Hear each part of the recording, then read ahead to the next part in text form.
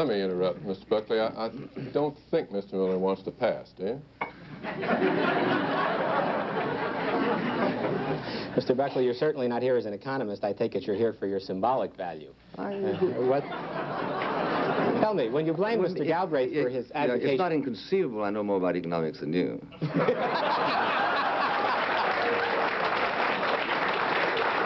Tonight is a very special and a very exciting occasion for all of us because we have with us tonight a man whom we have tried to convince to come on the show since the very beginning. He's one of the most intelligent, erudite, knowledgeable, articulate, charming, delightful, and controversial men who has ever consistently refused to appear on Laughing. With us now is the lovely, talented, intelligent, erudite, knowledgeable, articulate, charming, delightful, and controversial William F. Buckley.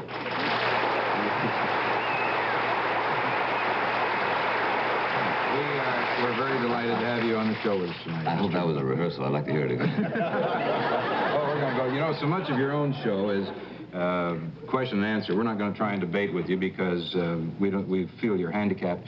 But we decided to make you feel at home. Are you comfortable there? We thought we might go with some questions and answers, if that's okay with you. Recently, Mr. Buckley, you did an interview for Playboy magazine. Now you're on our show. Would this indicate you're becoming more hip? Have you decided to loosen up a little bit? You becoming a swinger, as they say?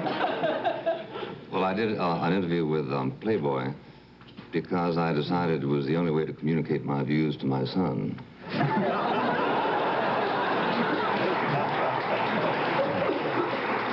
So many people ask us about you. The particular combination of voice, gesture, posture, and facial expression is known to millions of television viewers as William Frank Buckley, Jr., one of the most articulate spokesmen for conservative American political thought today.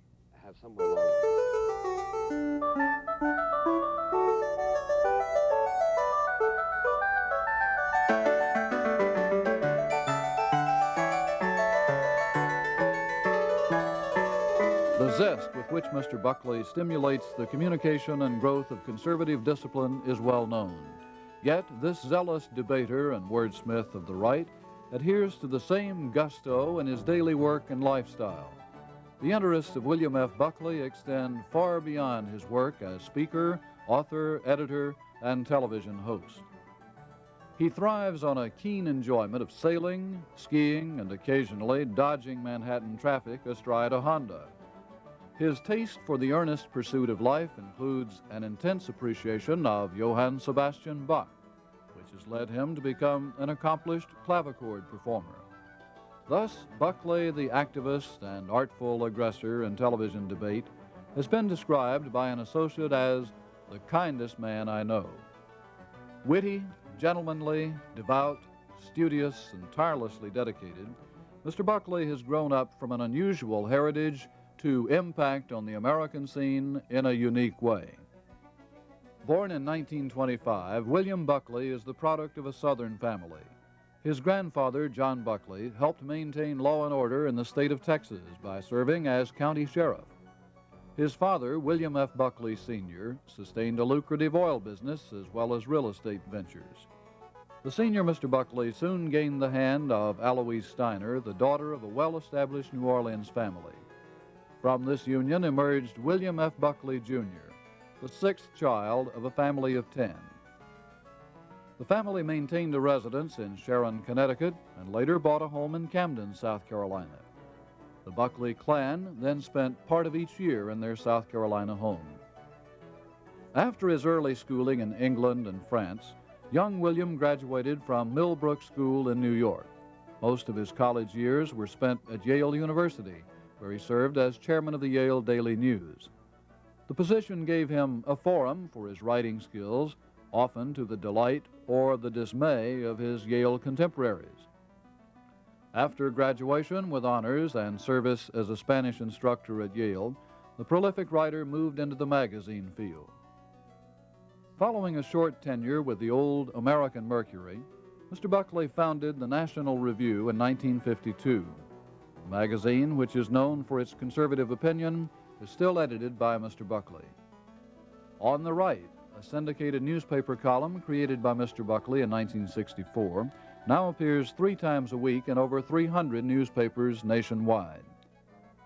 Buckley has also authored numerous books, including God and Man at Yale, The Unmaking of the Mayor, Cruising Speed, and 4 Reforms. Television soon became William F. Buckley's newest format, and in 1966 he began hosting the weekly Firing Line. 5 years later, the program moved exclusively to the public broadcasting system and is produced by the Southern Educational Communications Association, headquartered in Columbia. Firing Line has prompted comments by admirers and critics.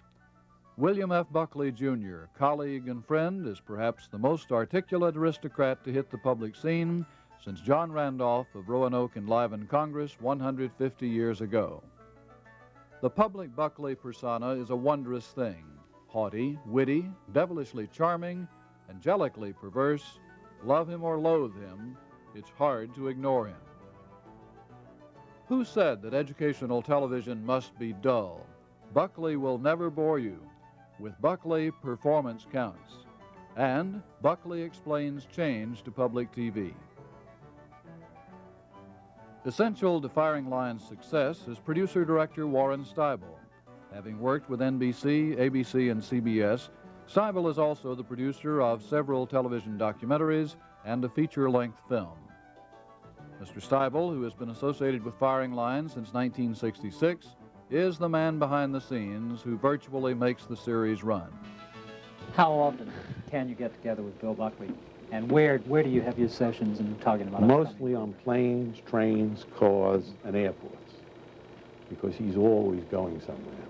You don't meet him in the office daily at 10 Yes, o'clock. I do too. But he's usually writing his column, publishing a book, or editing his magazine. But he's always available, actually, unless he's in the air. In other words, if, as we're trying to get Kissinger, and we're supposed to get a call back from Mr. Kissinger saying he is going to do the program in the next 2 weeks. Whether he does or not, I can't say, but the second he calls back, I have to be able to find Bill to say, yes, we're going to do the secretary at 2:15 next Tuesday or whatever it is. And he's always available, unless he's in the air. But he's a very busy man. And he's got so many things that he's doing that an airport is a pretty good place to talk. You get bored waiting for the plane anyway. How does he go about getting the guests ready for the program? Does he talk with them beforehand very much? I don't think so. He's a very polite and very pleasant, and he makes them feel at home. But he doesn't talk to them too much because it's a very spontaneous program, and most of the people who are on are not professional performers, as he isn't in that sense. And he wants a spontaneous program, and he wants the ideas to arise out of whatever, or an idea is presented, and then I don't think he knows at the beginning of the program where the end will come, because it depends what the person's answers are to the first question, and it comes from that. Nice crew you've got me there. Been friendly so far. So far? I enjoyed a visit with Brother Jim the other day over in Camden. Oh, did you? Yeah. I haven't seen this picture. Thank you.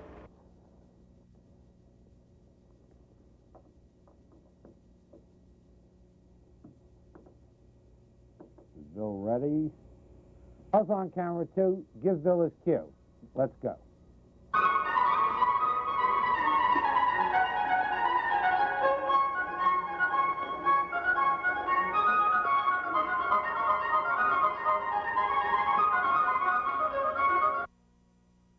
Although Bill Buckley lives in New York with his wife, Pat, his mother still resides in Camden. Often the family gathers in the Camden home, Kamchatka. William Buckley Sr. purchased the home in 1937, and since then the family has spent the winter months in South Carolina.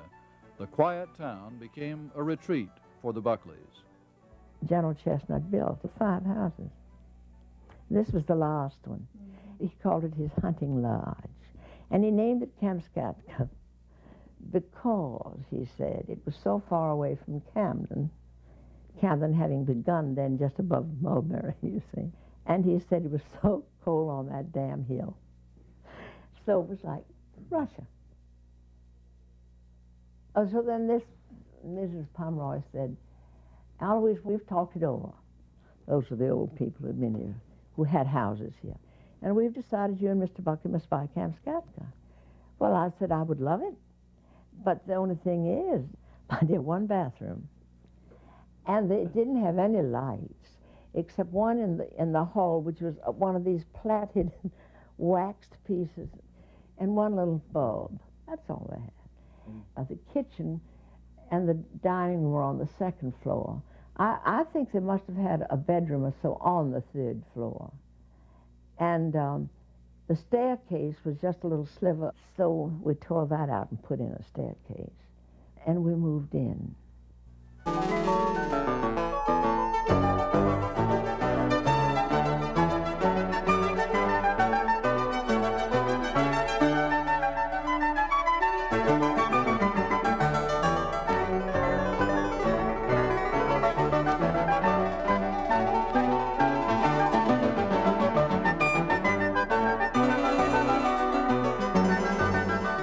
In a recent visit to the Buckley home in Camden, profile host Jim Welch had these questions for Mr. Buckley. Going back to your youth in Camden, how much time did you spend here, and what are some of the memories that you have of Camden, South Carolina? Well, I think my most cherished memory is a 26 installment movie on the life of Zorro, which played every Saturday night and ended with a situation so impossibly full of suspense that the other 6 days of the week went by very fleetingly until you could pick it up again. Did you have that experience with the life of Zorro? With Roy Rogers, I guess. Oh, Roy Rogers, yeah. But you went to the Camden Movie House down here. You didn't have the film shown here in Kamchatka? No. We went down to the old Hagler Theater. And as I say, that was a Saturday night ritual. Here, we went to school, my sisters and I. And I think we occupied this house for the first time in 1937, because it took 3 or 4 years to build it, or to rebuild it, rather. It's an old house. And we had a couple of tutors, a man and an Englishwoman, and a music teacher. What about horses? Camden is great horse country. Yeah, we rode a great deal and hunted. They have a wonderful drag hunt here. We hunted twice a week, right up until the war, which of course changed everything. I guess I was here about 5 or 6 years running until that's where I picked up my southern accent. Until I went to school, prep school, and then on into the war. I remember one incident when you were going to school in England. You flew the American flag at that school. Your mother mentioned. Do you remember that, and would you do it again? Well, when you're 13. You're awfully chauvinistic. I'm 49 and pretty chauvinistic right now. So you can imagine how intolerable I was then. But actually, there was a certain amount of nationalism in the school. There were, must have been 20 IRA buttons among 80 boys. They didn't know what IRA really was, but it had something to do with Irish freedom. And about 20 or 30% of the boys were steadfastly Irish. This is Catholic school, Jesuit school. I was the only American. I didn't want them to lose track of that. Apparently it turned out, which I was not informed until after I left the school, was about to leave it, that I was hanging the flag in a way that violates not only protocol, but suggests great national distress. Did you do anything like that in Camden, in terms of, I might say, devilish goings-on? Well, Camden was, and to a certain extent still is, one of those oases of serenity and quietness and relaxation. I've never known any place that is so lacking in tension here.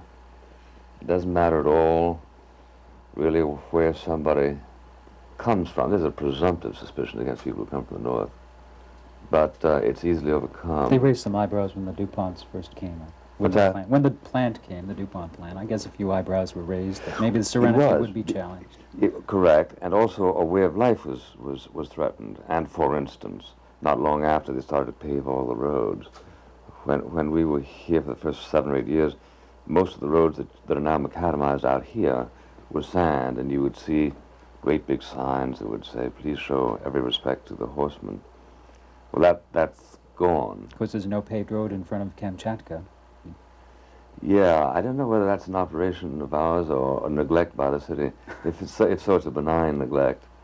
I don't suppose everything is macadamized, but I imagine 2 or 3 times as many roads now are as were then. But Camden has, I think, the totally healthy attitude towards people. There are nice people and less nice people, and it has absolutely nothing to do with background, wealth, occupation. It doesn't make the slightest bit of difference whether your business is garbage collection or the manufacture of bonds, or there's no inbuilt sense of a hierarchical prestige that attaches to any particular position. And in that sense, it seems to me that Camden, even though it has an aristocratic Southern tradition, has accomplished a degree of classlessness that 20 years of militant socialism have not introduced into Great Britain. So I think it's one of the most fascinating places in the whole world. It means a lot to you. Do you get to come back here very often? I don't get to go anywhere often, unfortunately, except my office.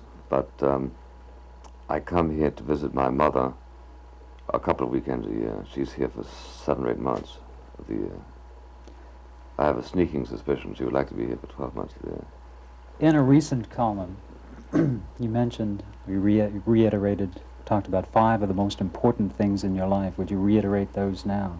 Did I? 5 most important things in your life? It doesn't sound like me. No? Can you give me a hint? God? Oh,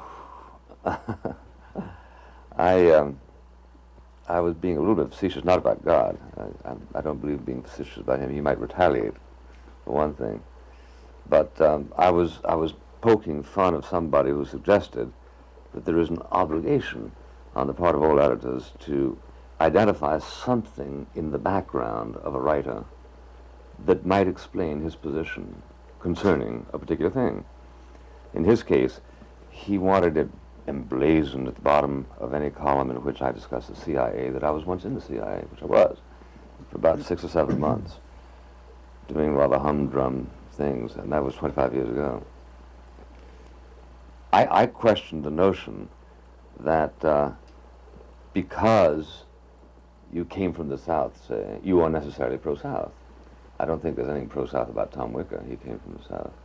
Or that because you graduated from Yale, you're necessarily pro-Yale. I wrote an anti-Yale book. So I followed that logic, and I said, look, if you want a complete taxonomy of my hierarchy, I like God, I like my family, I like my friends, I like Johann Sebastian Bach, I like peanut butter, and I like good English, in roughly that order. So theoretically, practically any theme I address would require them to stick in one of these addictions of mine in order to explain, you know, an anti-marmalade campaign. Or Expanding a bit on your book, God and Man at Yale, what prompted you to write that? Well, I think what prompted me to write that is a certain restiveness I usually feel in the face of an unremarked hypocrisy.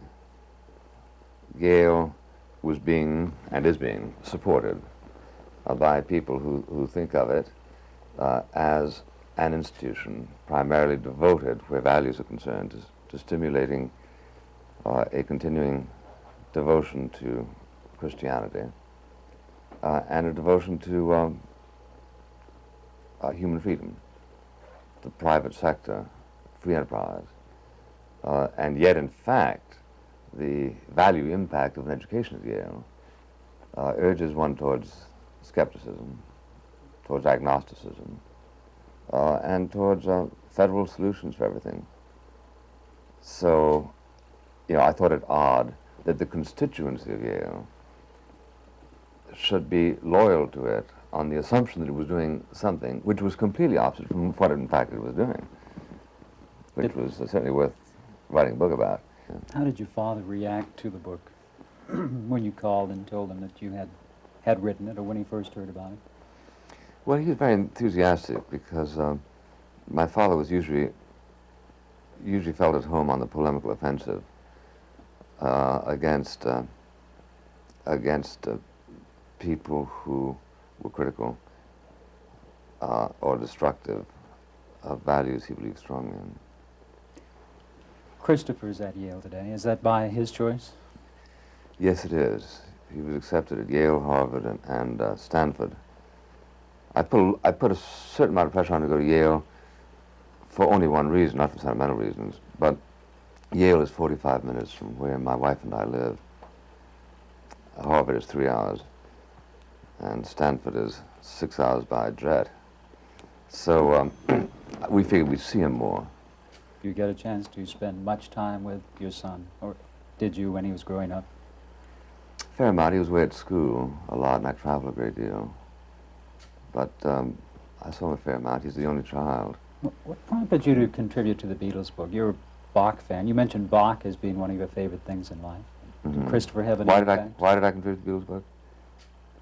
As an act of contrition, because I wrote a searing essay about how awful the Beatles were after listening to them once or twice, which resulted in the largest volume of mail I've ever received, including threats against my life by 14-year-old girls. And then a year or two went by, and because I couldn't escape it, I was stuck in a social situation that required me to listen to a new album by the Beatles, which I thought was very good. So I wrote for the Saturday Evening Post a piece called How I Came to Rock. I probably overdid it. What about your interest in the clavichord and harpsichord? How did you learn to play? And the interest in I rock? haven't yet learned how to play. But you own more than one. Yeah, I'm absolutely devoted to harpsichord music, and my brother Reed gave me for Christmas a small harpsichord about 5 years ago. Up until then, I just sort of fooled around a bit on the piano. But now I take it, but not myself, very seriously, and try to play about half an hour a day. Do you want to catch that now, or shall we go No, on? I'll just get the noise out of your way. Was your father a tremendous influence in your life? Oh yes, indeed. Was he perhaps the most important? I should think so. These are thoughts that one, that I would have about you and you would have about me, but you probably wouldn't have about yourself, and I don't have about myself. I've never gone into one of those Proustian examinations of what it was that influenced me. I'm influenced all the time, but it's terribly hard to know tomorrow what it was that influenced you yesterday, but it'll show up in what you think or say a week from now. So it's very, very hard, I think, to track back. I've never been to a psychoanalyst, so maybe there are techniques for doing it. You have never visited a No, psychoanalyst? I know that'll horrify a lot of people who think that might bring instant improvement. How did you meet your wife? Where were you at the time? She was a roommate of my sister at Vassar, and broke her back in a horse show, so left Vassar. But I had seen her fleetingly, and something had stirred. So on a summer when I was working for my father in Alberta, I popped across the Rockies and became engaged. Have you ever been wrong? Have I ever been wrong? Have you ever been wrong? Yeah, but there again, I'd have to scratch my memory to remember when. You remember when she was right and you were wrong? I said to Arthur Schlesinger one time, after I read to him one of his hawkish passages about the Vietnam War that he specialized in 4 or 5 years ago, I said, don't worry about it, Arthur. It's perfectly all right to be wrong. I'm sure it'll happen to me one of these days. Do you feel you get enough privacy today? Oh, because sure. of your writing Oh, sure. on television? Yeah. You don't get privacy when you're crossing Grand Central Station, but you get privacy at home. My wife is terribly amusing, marvelous company, and utterly unaffected by this. The only reason for being a public figure, Malcolm Muggeridge says, is that you get a bigger slab of meat from your butcher. And I think that's and maybe credit at the grocery store, where today it's very, yeah, that's very right. important. One final question, because I know that you don't get to Camden that often and want to visit some with your mother and the rest of the family that's here. And that last question And the telephone. And the telephone, probably John Kenneth Galbraith calling. Have you mastered the instant television smile? Oh no, I haven't. But my friend Warren Stiver, who's the producer of Flying Line, never demands it. I look often at my guests when they come on, and you say, so I'm now introducing our guest today is Mr. Jim Welch, and people can do it very naturally. Some people do it very naturally, and I admire them. But if I ever go to a psychoanalyst, it'll be to teach me how to do the instant smile. There was a young man who came back from Vietnam. This is not very long ago. About a month before the war was over. He was shot in the face. And the army told him that he was blind in both eyes and that he would never see again. And he was from Texas, and he was sent to the United States hospital there. And the doctors would come and examine, give him drops and do things and say, well, it's too bad because you're just really are a young man. And then they had these pink ladies, do they call them, that go by and read to you. Mm-hmm.